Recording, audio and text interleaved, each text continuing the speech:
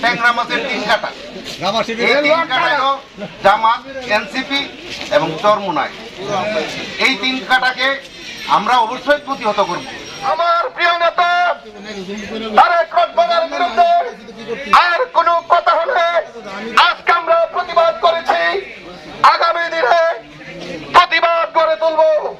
গত বেশ কিছুদিন ধরে আমাদের নেতা ভারপ্রাপ্ত তারেক রহমান সম্পর্কে কুরচনা শুরু করেছে, আর এটারই প্রতিবাদ সভা হিসেবে আজকে আমরা নবীনগরে বিক্ষোভ মিছিল করছি।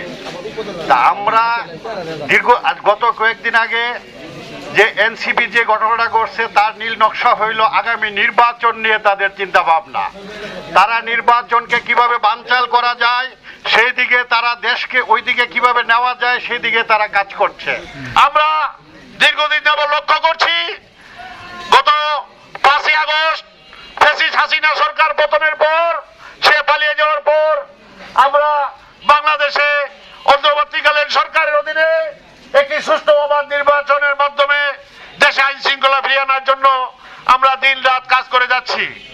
কিন্তু এরই মধ্যে জামাত শিবির, রাজাকার এবং এনসিপি সহ কিছু সংগঠন বাংলাদেশে যাতে অবাধ সুষ্ঠু নির্বাচন না হয় তার বিরুদ্ধে তারা বিভিন্ন পায়তারা করছে।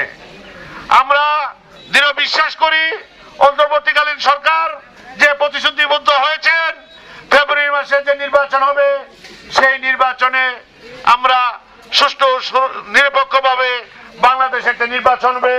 সেই জন্য আমরা মাঠে অবস্থান করতে হবে। মাঠঘাট, গ্রাম, বাজার যে যেখানে আছেন সবাই ঐক্যবদ্ধভাবে তাদের এই প্রভাকাণ্ডা প্রতিহত করতে হবে।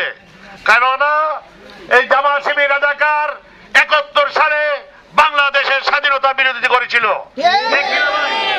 আজকে এই স্বাধীনতা বিরোধীরা বাংলাদেশে এই ফ্যাসিস্ট হাসিনা সরকার অনেককে ফাঁসি দিয়েছে, তখন কিন্তু তারা কোনো প্রতিবাদ করে নাই।